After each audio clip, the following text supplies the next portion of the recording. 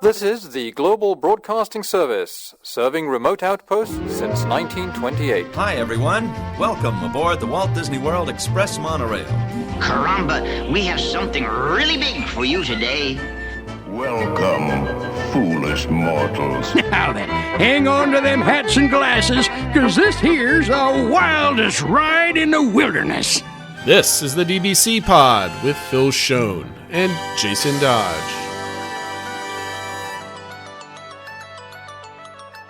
Hey everybody, welcome to this week's pod. It's the week review of July 31st, 2021. And Phil, it is now August.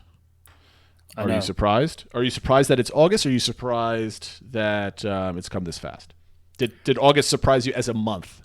I don't think so, because so many people are counting down, because I see this is always that weird time of year when I know a lot of people who their kids are going back to school in like 2 weeks, whereas my kids still have like 2 more months because they're not going back until September. So it's always kind of a weird time of year. But I see a lot of people are already getting into back to school. So yeah, I mean, I'm happy that August you remembered that it was a month. Yes, that's what I was playing a very poor joke that went over even my own head, I think.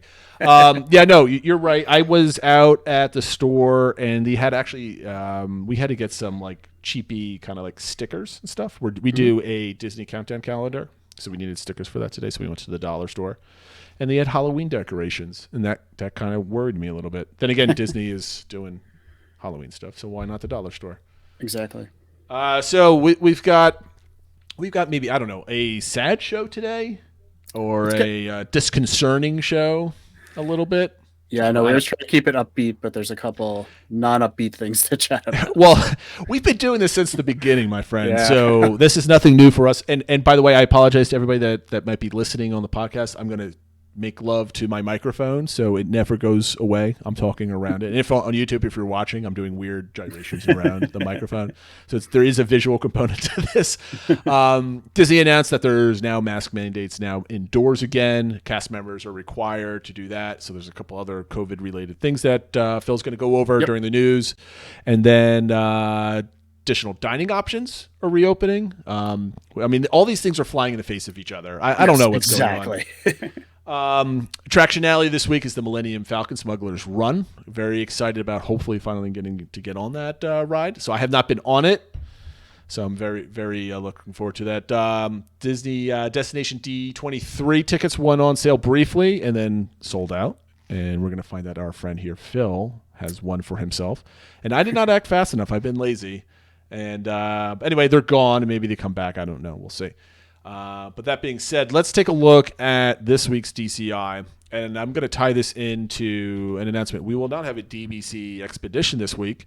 We're going to have Matt Pato in for our DBC expedition, and we're going to go over the history of the DCI as of last year. He's been doing some like backfilling on the trends. And with the mask mandates coming in, he doesn't know how that's going to factor in. So instead of having him come on and then like kind of talk about stuff but not have the current events in it, doesn't really make sense. So we are going to kind of maybe do it next week or the week after. We'll figure it out. We'll pencil it back in once he has his thing on. Anyway, before the mask mandate went into effect, the DCI was at 65.87%, and I think it was edging up a little bit with some of the newer dining options that were coming out. So anyway, it's a happy DCI until it gets updated, which will be in the coming days. So that being said, Phil, what is happening with the news? So let's talk about the news, because there's a lot involved today. Yeah, so the big item that Jason already alluded to was that obviously for people paying attention, the COVID numbers in Florida are not great, shall we say. Good. Not good. And so the mayor of Orange County came out and urged businesses to reinstate the requirement for their guests to wear masks indoors, whether they are vaccinated or not. He basically said, I would make this a mandate, but the governor will not let me. So I'm just urging you to do it. Then on Florida needs to get its act together. Yeah. Come on, guys. Then on Thursday, Disney came out and announced that they would be reinstating the indoor mask policy. So it's going back to the language that they had before. So indoors, which counts for all attractions. And when you're in the queue for any of the attractions, which I know sometimes people get confused about because sometimes parts of the queues are outside and stuff like that. Just anytime you're in an official queue, you do Wear need to mask. wear your masks. But you still don't need to wear it when you're walking around and doing all the outdoor things. So at least you get that reprieve. It's not like it was originally when the parks opened, when you had to have it on, consistently.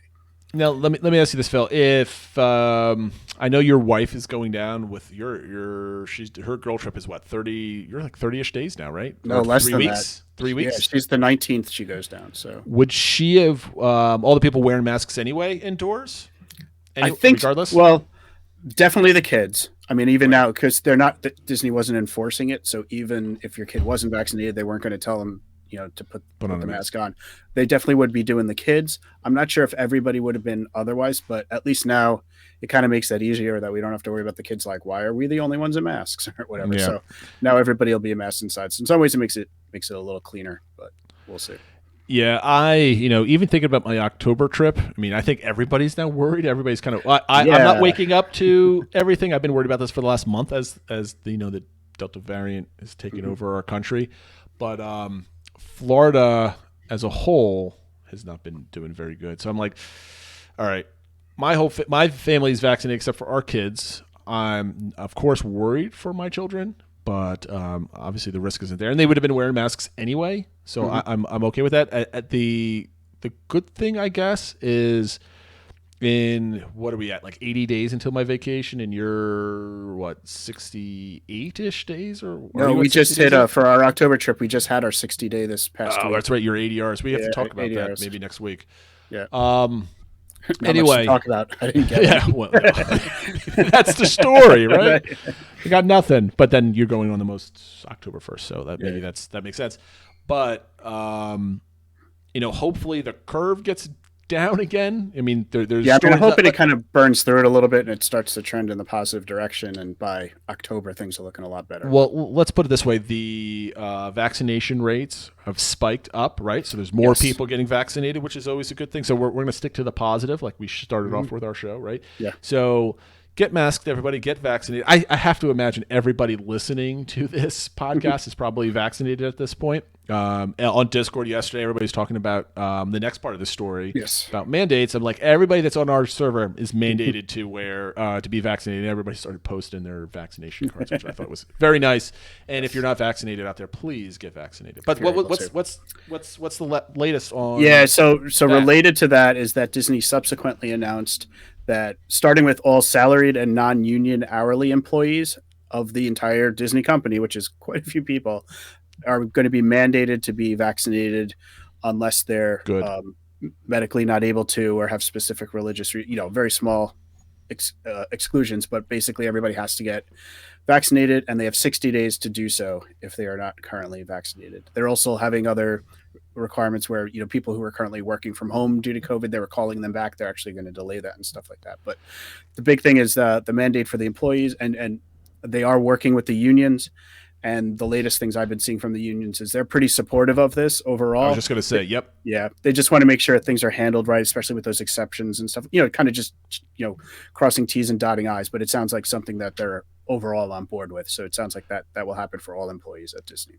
Yeah. I mean, I think the union is all about, workplace safety. I mean, any union that I've worked with as a consultant or whatever, everybody's super duper like, this needs to be safe. You need to go above and beyond because it's all about that. And I don't think, and especially for how does this affect?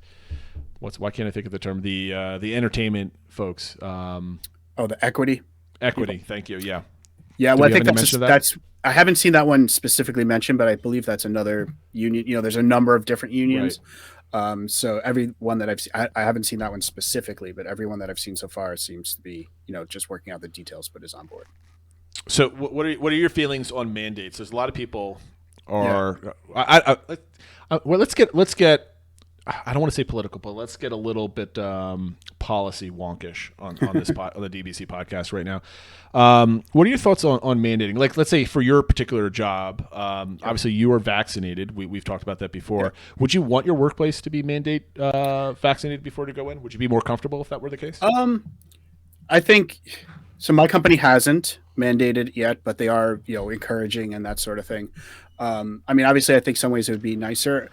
The one thing that I also don't always like when it feels like the rules are being changed in the middle of the game. You know, I got employed by this company under one rules and now you're changing it. So in some ways I wish they would like maybe figure out a way to like, okay, you're going to have to be tested like make it very onerous, but like somehow to make it work. But I think for Disney and that sort of thing, and I think it kind of is getting to the point where they're like, look, this is what we have to do. You know, the government's not forcing people. Like if we want to get back to normal and we want to keep our money coming in, we need to push this a little bit. And Disney's not the only one, right? You're seeing a lot of companies, big companies starting to do this too. So I think they kind of the private sector is kind of realizing that this is what it's going to have to take. So, I mean, just think of it from this point of view. You've got a work or a labor shortage going on, right? Mm-hmm. So the Delta variant is very contagious. The incubation period, I think, is a lot smaller. So there's two different areas here that you have to consider for what Disney is going about. If you're talking about the Disney mandate or almost any company, is what happens if a family arrives day one, they're here for a 2-week vacation, and day 2 or day 3 they come down with COVID because they've been, you know, it was either at the airport or maybe it was at the park. It was like the first park day that they went. They happened to unfortunately catch it. And now it's day 5 or 6 and they're in their room. And does Disney want that type of story in the newspaper? Family of 5 contracts COVID. I mean, maybe it's happened already and we just don't know about it. Typically before, it usually takes a while for COVID to start popping up where you're getting really ill. So it's 5 days, 2 weeks, up something like that, right?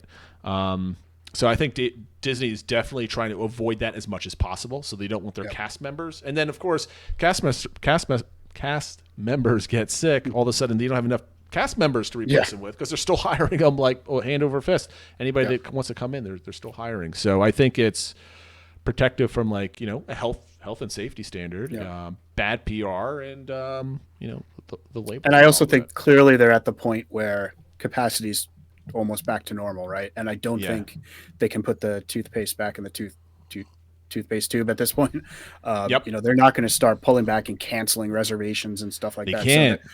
So they're going to do everything they can to make it as safe as possible for as many people as possible. They're not going to go back to 20% capacity or anything. Well, here is a thought for you.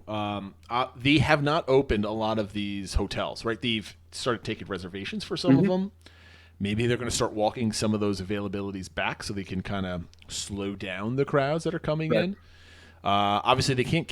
I don't know what the fine print is on canceling your park reservations, if that's like a thing, or there's a warning that they can do that at any time type of thing. So, yeah, they're definitely not going to be able to get people out of those parks unless they just close down like they did last year. Right. That's the only thing. So, I don't know. Do you think Disney, if some parks are getting a bit too crowded and they have to start walking back some of that capacity, do you think they might start offering people, hey, would you like to go instead of going to Magic Kingdom, would you like to go to Animal Kingdom and get, you know, a free mythical fast pass or a dining credit or something like, you know, a free Mickey Pop or free lunch or something like that, just to kind of shift people around? Do you think Disney might do that? I'd be surprised. I mean, I think what they're going to do, because there are some signs, I think, over in the UK that Delta's kind of starting to fall off a cliff. So I think they're hoping, like, let's get through a couple more weeks. We'll put the mask mandate in and then kind of see where things are. If they're still trending really badly, then I guess they'll have to start taking more extreme actions, which maybe it's that. Maybe they call up families and just say, hey, if you push it back a year or 6 months, we'll give you an upgrade or, you know, whatever it is. They kind of did that with the cruise line a little bit. Mm-hmm. So there's precedent. I mean, and we haven't heard any rumors that this is something that they're going to do. So don't. No. This is just, you know, dumb stuff coming off my brain into the podcast form. So excuse me for that. Like I said, I think they're trying to get through the next few weeks, put on, you know, kind of the right face with this mask mandate, which is going along with what the CDC is saying and stuff like that. And then hoping that things just get better. And like you said, we're seeing it in Florida and some of these other places. Vaccination rates are on the rise. Yep. So hopefully, you know, 2-3 weeks from now, things are looking a lot better. Hopefully it goes up. I mean, there's a 30% increase from last week. So that's always a good thing. So Hey, guys, if you know family members that are not vaccinated, go out there and spread the word. Because whether you're a religious person or just a good person, it's all about caring about your neighbor and your community. And we are a community, even though we're a digital one. So I worry about every one of our listeners, the people that we interact on social media, the people on Discord. So I might be a little blunt about it, I guess, or abrupt about it. But hey, take care of yourself, take care of your family, take care of your neighbors, and that's the only thing I can kind of say on that. Well said. So on the flip side of talking about is Disney going to be closing more things, they're opening more things. Yes. They've announced some more dining opening, which obviously always gets people excited, especially some of these people have been very excited or looking forward to, I guess I should say. But Toledo over at Grand Destino is going to be opening on August 5th. Yachtsman, which I know Yachtsman Steakhouse is one that a lot of people have been waiting for, is opening up on August 5th as well, as is Columbia House Harbor in Magic Kingdom. And then Pizzafari is opening on August 2nd. So always nice to see some more options opening, especially a couple more signature or more upscale locations. So I think that's a good sign. Hopefully that means that some of their recent hiring efforts have been paying off. There's been a lot of advertisements about sign-on bonuses and stuff like that. So hopefully that's a good sign. One thing to keep in mind for people that were excited about these, my understanding is looking at some of these menus, they are pared down a bit compared to pre-COVID times. So just make sure if there was an item you were specifically looking forward to, I would double check that it's still on the menu. I think we made that advice last week. Actually, just check the menus first. Don't be surprised. The kind of at random. I've never eaten at Columbia Harbor House. I walk past it every single time, and I'm like, I want to eat there. And then I look at my children and my wife, who's a vegetarian. I'm like, no one's going to probably enjoy anything that's coming out of there. So when was the last time you ate there? Did you eat there on your last trip? I don't think we ate there our last trip. I think it was the trip before. It's one we do probably obviously not every trip, but we're not always crazy about a number of the quick service options in Magic Kingdom. So we do like this one. It's a little bit different. They do have a good hummus sandwich, I think, there for the vegetarians. And I have to bring that up to my wife. Like chicken nuggets and stuff like that. So it's kind of one of those where it's not too out there, but it's a little bit different than just kind of burgers and hot dogs and stuff like that. And they have for those of you that don't know, they have an upstairs seating area that is sometimes quiet and you get some nice views out of and stuff like that. So that can be a good little respite from the park. I got to say, I think because typically what we do for our meals during the day, we're doing Chef Mickey's, we're doing Crystal Palace, and then we're not really running around with too much quick service stuff during the day. And if we are, it's either like be our guest when in the Magic Kingdom because the kids love being in there.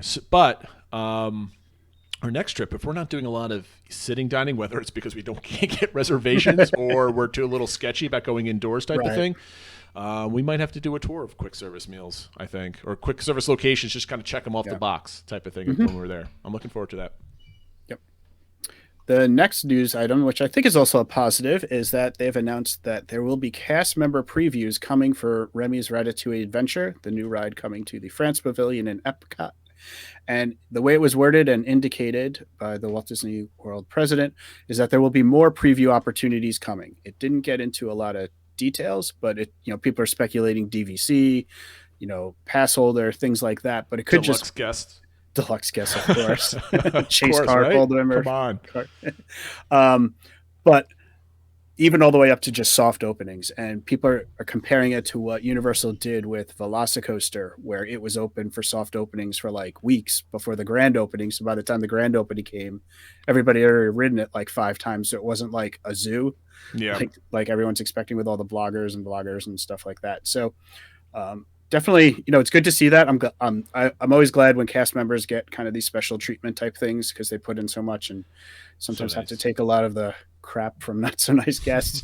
So I'm glad to see that. And then just, if you have a trip planned for, mid-September or something like that, I wouldn't be surprised if you might have some opportunity to ride this early. So keep that in mind.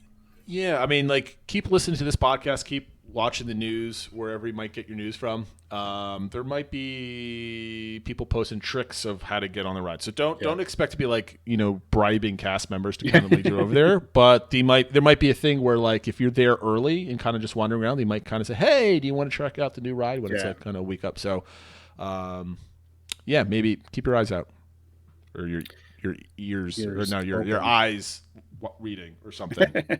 Terrible pun. Pay attention. Sorry. Yes. Okay. Yes. More details came out about Star Wars Galactic Starcruiser, which is, of course, the surprised Star me. Wars hotel. Yeah, this one kind of came out of nowhere. I hadn't heard anything about this coming, but basically the main thing was, and we can link to the YouTube video and stuff like that, but there was a bit of a roundtable with a number of the Imagineers that were working on it. It's about 18 minutes long. Is it good? I didn't watch it yet. Is it good? It's pretty good. They go through a lot. I mean, it's interesting to hear, like, because each person kind of had a different focus, whether it was about the storyline or some were talking about the food and things like that. Yeah. So kind of just how the whole thing comes together, and they sort of walk you through what you're going to experience as a guest. You know, what does it mean when you pull up and how is it going to work and stuff like that. So it really kind of gave a little, there wasn't a ton of new stuff, but I think it added a lot more clarity, and you kind of just saw all the thought effort that went into this. Some of the news that did come out is that before they just said it was opening in 2022. Now they said spring 2022. So kind of, I guess, second quarter or so of 2022. If you can afford it. We'll see. Yeah, they didn't mention pricing. That'll be the big news item when it comes out. The other kind of thing that everyone was talking about was there was food pictures of some of the food offerings, and specifically there's this one plate that was like smoking, and it has what looks like blue shrimp.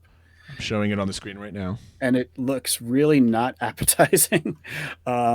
But a lot of the other food looked really good, but they showed this one and everyone's like, I mean, come on. I don't know about that. I want to eat some blue shrimp. You want some blue seafood? I want to see if I can get my kids to eat the blue shrimp and wash it down with blue milk. Why blue not? Mustaches all over. There's a lot of like artsy kind of stuff to some of these appetizers. I'm showing that. What's the one that kind of popped out at me is that I don't know what it is. It's like the round black plate with like a circle cookie on it or something. Yeah, it looked like some sort of dessert. And then I know there's another one where it looks like sort of rock type things, and I think there might even be a little hammer.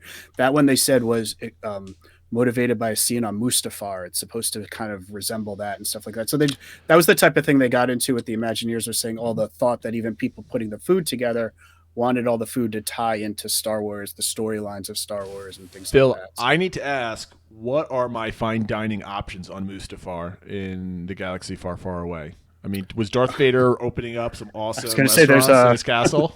There's roasted Anakin.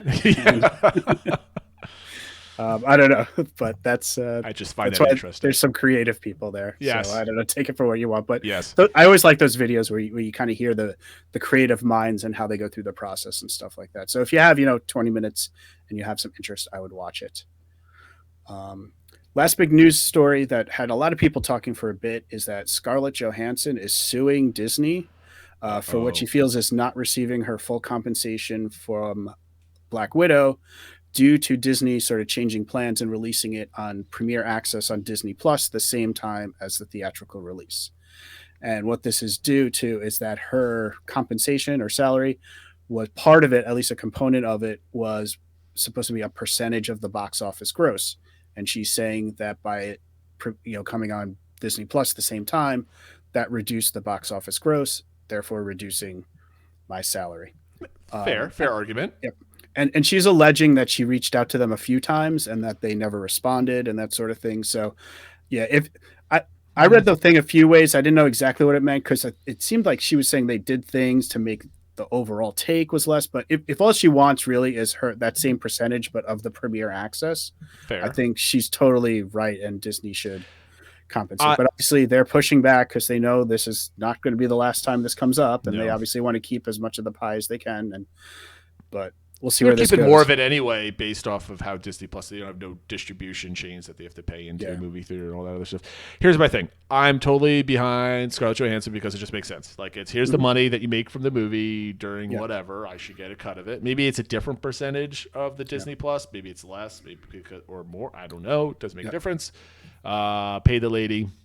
Yep. What I didn't like about this story is all the people out there screaming and crying, trying to defend Scarlett Johansson. Like, oh my God, she got screwed. Oh my goodness. I'm like, hey guys, don't feel bad by an actress that has millions upon millions of dollars in her bank account. Don't feel bad for her. You could say like it's unfair and you'll take her side in a case, but like I'm not shedding any tears for Scarlett Johansson. Yeah. That was actually one of the interesting that happened was Disney actually mentioned a salary figure, which normally you don't always see exact numbers, but she was saying that she was already paid $20 million for it, and I guess the percentage thing was on top of that. Wow. So, you're It's kind of like when athletes and sport teams owners are fighting. It's like millionaires and billionaires fighting, right? Yeah. But, I mean, like, look, get paid, get Yeah. the money. That's, I mean, like, I don't so care good, how for much you sure. made on it, but like, it's part of the deal. Like, a lot of these actors kind of like, hey, I want part of the take, and you agree to it. That's good. The people out there, like, cool your jets. Like, these are $1 million, $1 billion companies fighting out off of a couple extra $1 million here and there. So like, I think the big thing though was that, because my understanding was when HBO and Warner, when they decided to release things on HBO Max, they like renegotiated with all the actors that had these types of deals, and Disney didn't renegotiate. And so I think it kind of paints Disney a bit in a bad light that like, okay, that we understand, COVID happened. You have to kind of change your strategy a little bit, but you can't just do it in a vacuum. You got to kind of talk to your stars and stuff like that. And could this impact stars wanting to work with Disney in the future? Probably not, but no, they're still going. The actors, like, if this famous actor doesn't want to be in a Marvel movie, there's a line around the block waiting to, like, I will do a Marvel movie. Even the famous actors that haven't got a Marvel taste, like, we want part of that Marvel pie. Exactly. They're not hurting anybody. Or no one's and then the being last bit of news items I have, we reported it last week that we were kind of breaking the news that there was a rumor that we were starting about California Girl getting something special for the 50th. That we saw. You were right, Phil, and I was right on that. Yes. And they slightly changed the language, but is out now that they will be having a special dining experience. We don't really know what that means for the 50th, and bookings are not available until after October 2nd. So we will see what that means. I'm assuming it's going to be some sort of prefix, probably quite expensive, and almost sort of lumping in the whole fireworks view as part of it. One thing which I would love is that if it ties back into the history of the place, they used to have a lot live music up there. Ooh. So if they brought back live music as kind of part of the experience, I think that would be kind of neat. And I dig it. Sort of tie into the history of the restaurant even before it was California Grill. Yep. So hopefully they do something like that, but we shall see. We will see. And that does it for the news. Reminder of our social media accounts: Twitter @PodDBC, Instagram the DBC Podcast, Facebook DBC Pod, and of course. Do you want to talk about the other rumor that we heard regarding fireworks? Do you want to bring that up or not? So, well, one rumor, and it was from Martin on WDW Magic, was he was hearing, going back to our first story about how COVID is impacting things, that Disney is considering canceling fireworks or suspending them, I guess maybe is a better word. When you think about it, you have this mass of people kind of crunched in, maybe waiting for an hour before the show starts, and you don't have to wear masks outside. Is that also a place that COVID could be transmitted? So the Disney's considering it or looking into it. I'm kind of like we talked about. I'm assuming there's a ton on the table for contingency plan A, B, C, D, E, F, G type thing, and that might be one of them. I certainly wouldn't go, canceling your trips yet or anything like that. Don't do that. But when you hear, kind of rumors like this, that it's even out there considered, again, pay attention to what could happen over the next couple of weeks. There's two types of rumors out of the Walt Disney World Company, right? So you have rumors that this is happening, we just don't know when, but there's also rumors where you're coming out of a meeting and Disney's just talking about contingencies, right? Yeah. So one contingency is what are we going to do? Well, maybe we could temporarily stop fireworks. So now that rumor gets out that, oh my God, they're going to stop fireworks, when it's just like a meeting of executives and on a around the table or on a Zoom meeting. They're just kind of spitballing a bunch of different things. So until there's more firmer rumors, sit tight. Everything should be fine because it's very hard to see Disney really canceling too much stuff, right? Yes. They might start doing some more traffic control where they're saying not this many people in this area. Somehow they're going to try to do that. I don't know, but I think they'll try to do that before they go ahead and just outright cancel it. Yes, I agree. Okay. So that being said, that was all of our social media. Phil got it right, and my computer just kind of blacked out there for a second. Excuse me. So this week's Attractionality, as we I mentioned at the top, is Millennium Falcon's Smugglers Run, and I think a lot of people are looking for it. There's not a lot of people have actually probably seen it compared to everything else because this opened up. Was it November of 2019? Was it November? Star Wars Galaxy's Edge, 2019, somewhere around there. Yeah, I'm trying to keep all the dates because it opened in Disneyland a little earlier, and then in Walt Disney World. But then our Rise of the Resistance opened up earlier, so I think it was around sometime in the early fall. I should yes, I should have known this because I watched the Star Tours attraction behind the attraction last night. So that being said, anyway, Smugglers Run. Ride the famous cockpit of the Millennium Falcon on a daring flight. And whether you're a pilot, an engineer, a gunner, every rule is crucial. The engines rumble as the Millennium Falcon blasts off, pushing you and your crew back into your seats when you jump into hyperspace towards adventure. Along the way, you will face danger at every turn.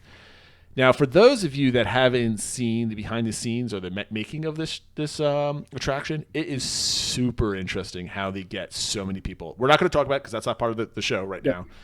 But there's also a little bit of tidbit if you're watching behind the attraction. Click on Star Tours because the technology in Star Tours is the technology they use in Millennium Falcon to get all the feels, right? The hydraulic systems and stuff like that. And it's really, really interesting if you're a kind of an engineering nerd or how they did it kind of nerd, like I am, both sides.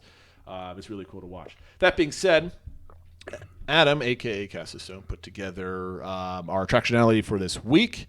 And not too surprising, I did not answer question 3, Phil, because I have not been on it, as we see. But let's put it up on the screen here. Question number 1, Phil, I'm going to ask you, how much do you like the concept of this attraction? And this is probably one of the most lopsided results I've ever seen. Yeah. As everybody sees on their screens right now. 27 people said 5. 2 people said 4. Nothing else. I voted 5. I'm assuming you voted 5. I did, yes. Yeah. This is... Okay. I don't know what. Yeah, I was going to say I don't know how much to say on this, but just the idea of getting to fly the Millennium Falcon. I mean, there are so many people that I've heard, they were Star Wars fans since the 70s, and they basically this was their dream their entire life was to fly the Millennium Falcon, and they're giving you a way of doing that and doing it fairly convincingly. So, I mean, it's pretty great.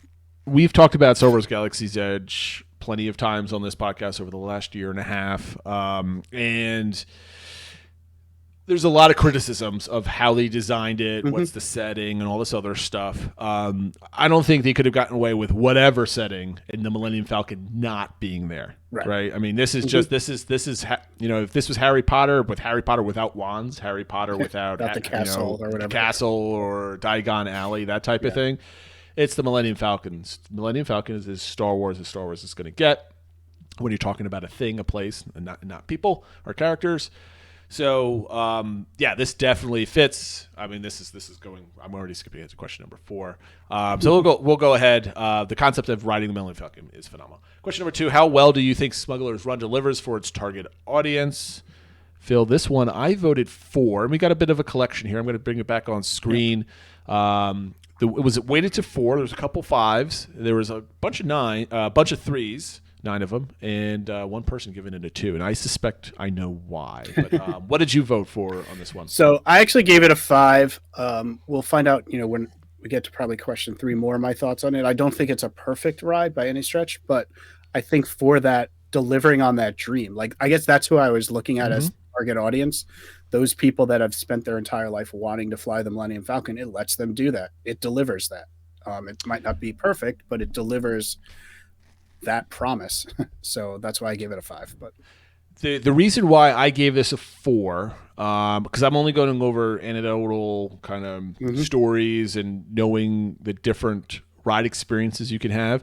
Does it deliver? Yes. You're walking through the Millennium Falcon. You could take pictures. You sit on the cockpit, and it is amazing. Why I gave it a 4 is because I know some of the storylines in it aren't as interesting as you would hope for to be. And which is, I imagine, why on Q3, how much do you personally enjoy Smugglers Run? This is why you might have. I didn't obviously didn't answer this one. So what did you give this one, Phil? I gave this one a 4 for that reason, that I think. Okay. The storyline's fine. It's entertaining. It's got some good characters. I think everyone knows that Hondo's in it and stuff like that. But it's not like the most amazing storyline like what you need to do. And also, I don't think they're taking full advantage of it being a simulator attraction. Like what they did with Star Tours, where now there's different scenes and it kind of randomizes. It's been open for a while now. People have written it a lot, and it's still, they haven't changed the storyline. They haven't done anything.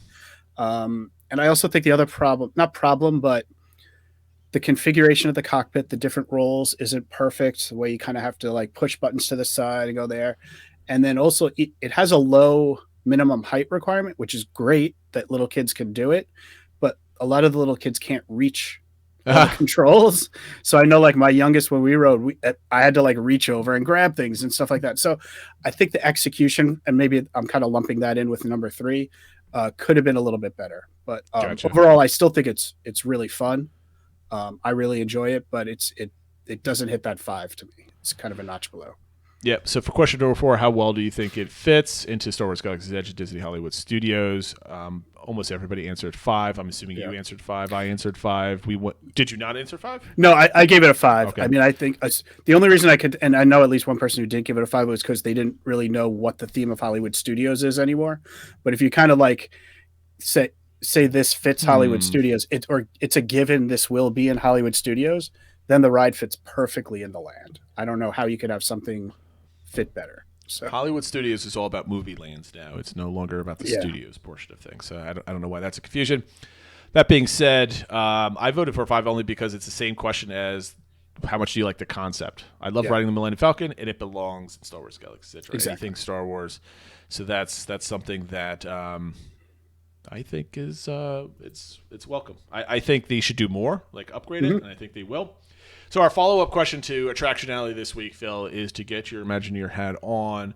If it wasn't the Falcon, what other attraction would be best in this space, right? So I'm going to put a stipulation on you saying when you pick an attraction, because Rise, as phenomenal of a ride that is, it's an unknown, right? It's not a draw. Other than like, oh, this is an awesome ride, I want to experience it. I feel like the rut you have to replace has to also have an icon attached to it, right? It has to be like you're walking past it. It's got to be a visual. Because you take out the Millennium Falcon, it's just a bunch of rocks you're walking around, right? So what would you replace Falcon with? That's an interesting question. Specifically the visual aspect. I mean, you could kind of cheat and just say, well, make it an X-Wing or something like that. But Well, we have those. Yeah. From a ride standpoint, the first idea that came to mind was some sort of speeder bike attraction, because I think that happens in a number of the films. It's pretty iconic, especially in Return of the Jedi, and I think would be very exciting and exhilarating. And I guess the other, without knowing the criteria of what timeline it has to fit into and stuff like that, visually, something with Jabba's palace, I think, would be pretty cool. Oh, that's a good one. I didn't think about that. Okay. I think that's kind of iconic. We're even seeing it in The Mandalorian and stuff now.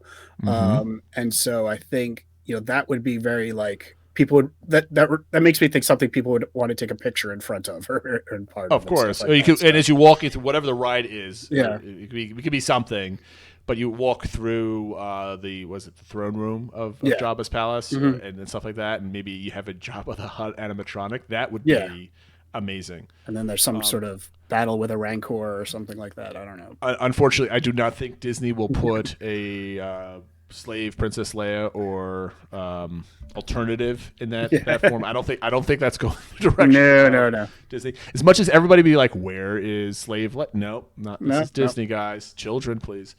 The only other thing that I could have thought of, because there's not that many iconic settings. Jabba's palace is one of them. Almost all the iconic settings are basically in a spaceship or the Death Star or anything else like that, which is not on a planet itself. The only other thing would be some kind of Hoth type setting, the shield generators or something else like that. But it's all white and rather boring. You could do the shield base on the moon of Endor type of thing, where they kind of run up and they kind of try to blow that stuff up, or it could be kind of like back on Tatooine. It could be like the Mos Eisley, or if you want to put the Millennium Falcon back in, there's another one you could do, but maybe like the Sarlacc pit or something like that. I don't know. I don't think you could replace the Falcon. It's probably the best choice they have. It's pretty like you said. I think the ships are more iconic than the planets or the places in Star Wars. So this is a larger Star Wars debate. If you go back to some of our older episodes, I'm about to repeat myself here. Star Wars is a lot about the characters, but it's almost mostly about it's all about the characters, but the characters in the show are not only Luke, Han, and Leia and Vader and all this other stuff. The ships are characters. The Death Star is a character. It's not just the setting; it's a character because it has action to it. So I think that would be I think any other Star Wars land, I would try to figure out how do I get like a Star Destroyer like floating above me or something else like that, like they have in Rogue One. Yeah, one of those kind of cool scenes. Okay, so that's our attractionality for the week, plus the follow-up. I thought that was rather fun. So our topic, this popped up. We have like a lot of different topics that we just kind of keep adding to the list here, but this one came up, and apparently it rained in the Magic Kingdom. I'm gonna put a picture. This is the annual pass holders, Walt Disney World Resort. Cassie Claire Chase had this picture on I don't know if this was Instagram. I think maybe it was Instagram. I got that one from Facebook. Yeah, Facebook then. It turned into a water park, guys. Yeah. Take a look at this. Like, I'm looking at this picture, and it's like halfway up people's calves, almost to their knees in some places. Like there's kids swimming, Phil? Like legit swimming. Like, I don't know. I mean, I guess that's what happens when you build a theme park in a swamp. But I don't know. There's just some spots. I mean, this isn't Tomorrowland, but there were other shots of Tomorrow. Like that area of Tomorrowland always seems to flood. I guess they have flooding issues in the future. I don't know, but yeah, I don't know. I guess it's just there's no when it gets that much rain, and there's been a lot of rain. I mean, obviously it's the summer. It rains in Florida in the summer, but even talking to people there, it seems like it's raining a lot, worse than normal. And I guess the ground's just saturated, and there's nowhere for it to go. So kind of is this just drainage that just can't drain fast enough? Essentially, yeah, exactly. It's very odd. So the topic then, talking about rain, this got me thinking. Because it tied into one of our topics from the list, so I thought it fit perfectly. What is one of the worst days based on rain or weather that you've ever had on one of your vacations, Phil? Story time now. Yeah, so we've been fortunate that we haven't had too many like total like washout days. We've had definitely had days where it's stormed and that sort of thing. And it seems like more often than not, maybe it's just because we're there a lot, but it happens when we're at Epcot. And I know I just have a lot of memories of kind of trying to jump from like country to country or store to store in Epcot and hiding under the like the monorail tracks, even like, you know, where they go overhead and just trying to stay dry a little bit. Fortunately, none of them have lasted too long. So it's kind of like, all right, let's deal with this for a half hour or whatever, or go hide somewhere. And then it kind of blows over. And one thing that's good at Disney is if you can stick it out, especially if it's kind of more than a 15-20 minute storm, it can really, the crowds can dissipate.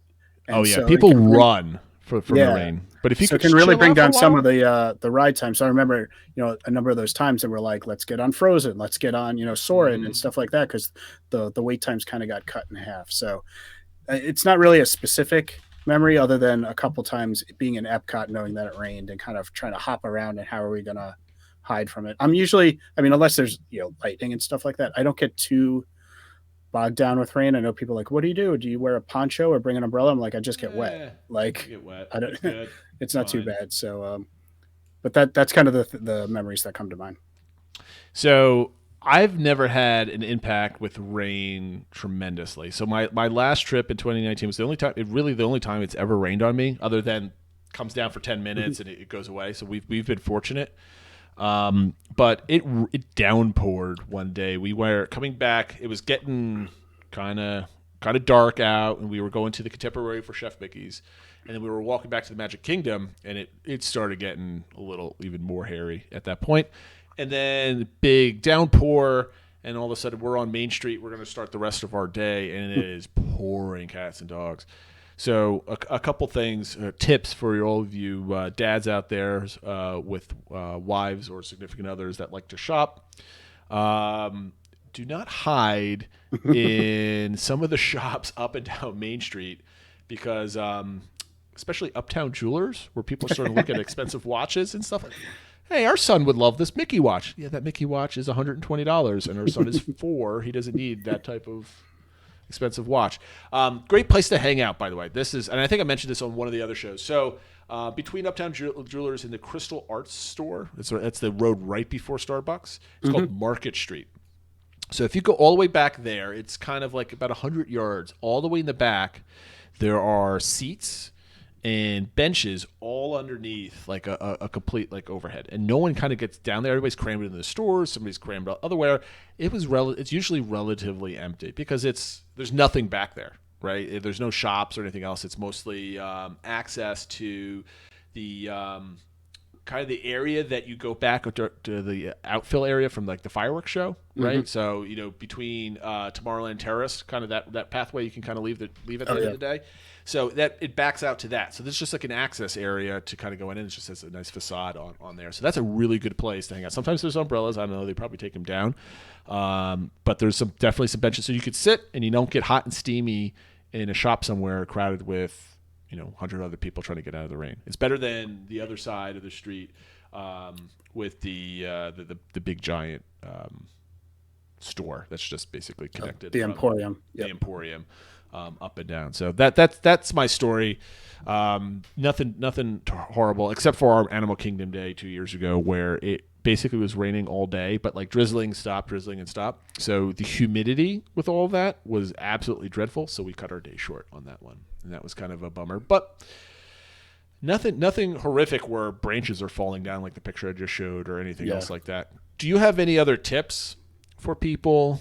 For inclement weather? I know the Diz Unplugged had a what's their new show, Off the Rails show about inclement weather, and they're professionals. They're down there all day. They live down there, so they have a better idea. So maybe you can go to the Diz Unplugged. It's on YouTube, and they'll say inclement weather podcast. They did a good job with that. But do you have any stuff that you actually pack other than a poncho to get ready? No, we don't really. Yeah, we usually have ponchos for the kids. Sometimes they'll put them on. Sometimes we don't bother. I think the big thing is just being conscious of that when you're picking out your footwear. Mm-hmm. We usually wear Keens and other sandally things. So if they get wet, it's not a big deal. But if you're somebody who's going to wear sneakers or something like that, definitely make sure you have extra socks and maybe even extra pair of shoes and stuff like that. Because, you know, if you have one of those storms come through early in the day and then you're walking around the whole day with wet sneakers, that's not a lot of fun. Awful. So just bring an extra pair of socks. Yeah. So keep that in mind when you're you know, what happens if it rains? What's that going to do to my footwear? Yep. So I basically want to have this topic so I can show the picture. I'm going to show it again. I'm going to pull it up. Bear with me a second. And basically right around the castle area where it's just a deluge of water running around. I just love that shot. I've never seen anything like that. Yeah, I've seen the Tomorrowland ones before. I've never seen that area get nearly that bad. It's really something. I think that, I mean, this might be on the other side of the castle, the picture, but is this where this is not the side where they expanded the walkway on the left side? No, I think it's the other way, because if I'm reading it right with those flags, I think that's near where Merida's meet. That's what I would thought. Yep. Yeah. Yep. If I had to guess, I was just curious how the other side was, because if that increased walkway, did that allow more water to come down? Oh yeah. Things? I don't know. It's the engineering. Hopefully, if it's new, it's better, but I guess we'll find out. So, and if you have any rainy day stories you'd like to share with us on social media, or send us in. Do we even have an email address? We do.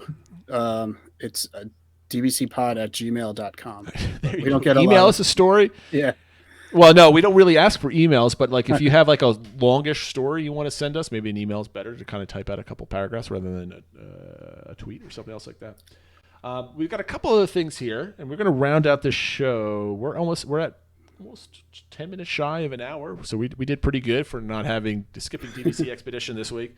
And it's funny, Phil's like, don't mention that this is going to be a quick show, because obviously now it's not going to be quick, and we even have to say it, so that curse doesn't exist, right? So on my list here, we mentioned Destination D. So what's going on with that, Phil? You're going. Yes, I'm very excited. So Destination D23 is D23 is the official fan club of Disney, and they normally do each year some sort of event where they alternate between the expo, which is out in Anaheim, or Destination D, which is at Walt Disney World.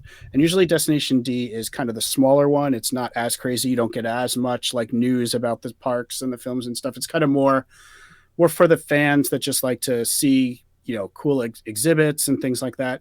One thing that's nice about it, though, is everybody's guaranteed a seat for all the presentations and stuff like that. So it's not like the expo where you see people camping out all night and stuff like that to get in. So this year it's going to be running from November 19th to the 21st at the Contemporary Resort. They didn't have the expo last year because of COVID. So people are speculating that this might be kind of like a little bit more than a normal Destination D, that we might actually get some more news out that would have come out maybe last year at the expo. So we'll see.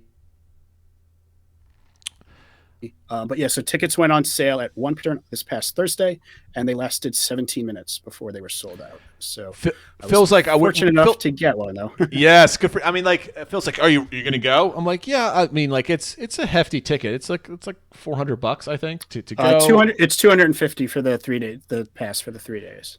Right. So I would have to actually join. I think I'm just a regular member. Yeah, you have to be a gold member of D23, which is another $100 to join. So yeah. Right. So yeah, it's like $350, and then I would have, other than that, I don't think the cost would have been too much. But I'm like, okay, I got to think of, can I spend $500 like right before Thanksgiving and do it? So I was going to think about it, and then all of a sudden it's like, oh, it's tomorrow, sign up. I'm like, oh, I didn't get a chance to think about it, and then it's like, oh, they're sold out. I'm like, oh darn. So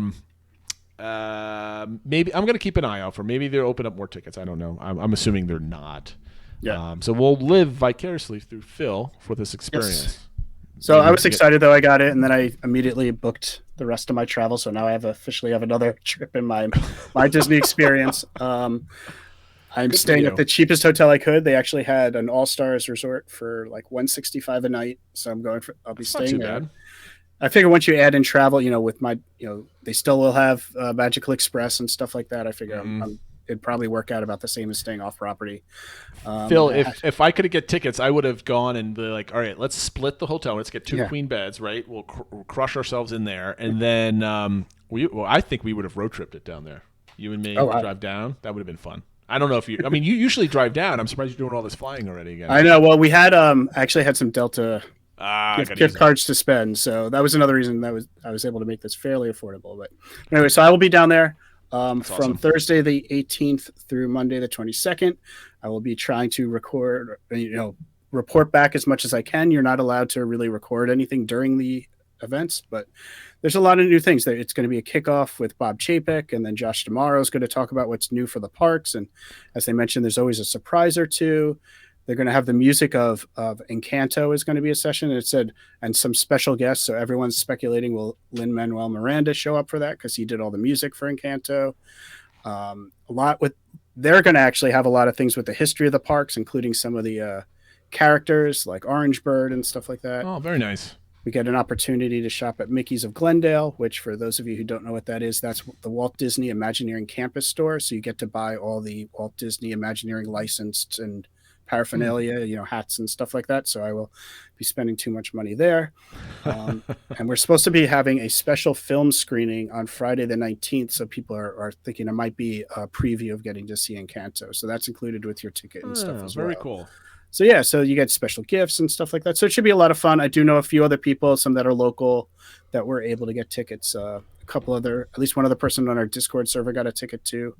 So very nice. Hopefully meet up with a few people, and it's my first D23 event, so I'm just kind of excited to kind of experience what it's like being at one of these things. So.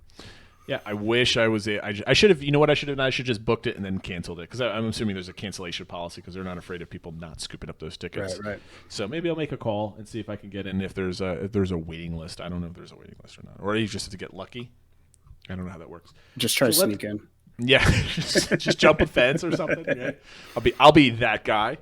Why don't you just go right into our DBC recommends for the week, Phil? You've been nailing them. I mean, you've been.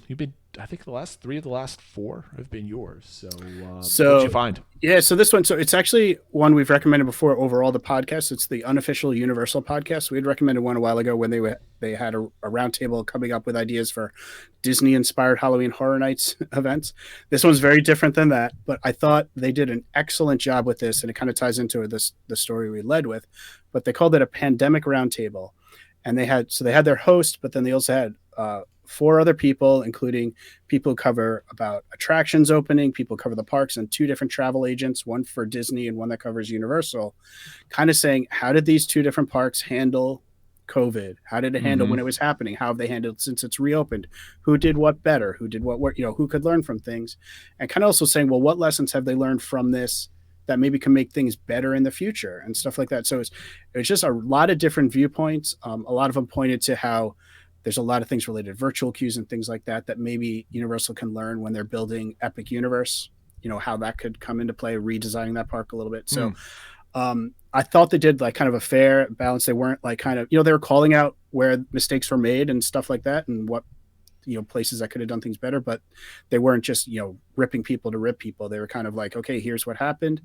And I hadn't heard about everything, especially the Universal side. I don't hear as much. So I think it's just, if anybody's kind of interested in how different people that maybe have some inside access, travel agents and stuff like that, how this impacted things, I really recommend it. And they always do they're entertaining in the way they do it too. I really like that podcast. So I highly recommend this one. I could always use a new podcast. I've been doing a lot of traveling the last week and a half, so a lot of windshield time. That's when I kind of go through my backlog of podcasts, and there's not that many good ones that I've kind of, as I've been doing this podcast, and I get more and more into the news on a daily basis over the last couple of years. There's some podcasts out there that are just downright, I don't want to say boring because that's too mean, but like repetitive is a word, right? There's like, okay, here's another story about this trip, but like all the trips are the same at this point, right? So anything that kind of does something over the normal, here's what's your trip report and what hotel did you stay in, that type of thing. I think that's pretty good. So I'll definitely check it out. I've got about another 12 to 15 hours of drive coming up in the next couple of days, so I will be definitely give this one a listen. So thank you for that, Phil. I think we're always looking for new content to listen to. Yep. That being said, it was the perfectly timed show. I think this is the first time under an hour we've had it in quite a little bit. Long time. And it was perfect timing. So with that being said, guys, thank you for listening. Make sure if you're not on YouTube, hop on and subscribe and like these videos. It really helps us out. We need to get our numbers up there. I know there's more than twice as many people listening to this show on a weekly basis on our podcast that are not seeing it on YouTube. So please hop over to YouTube. Tell your family.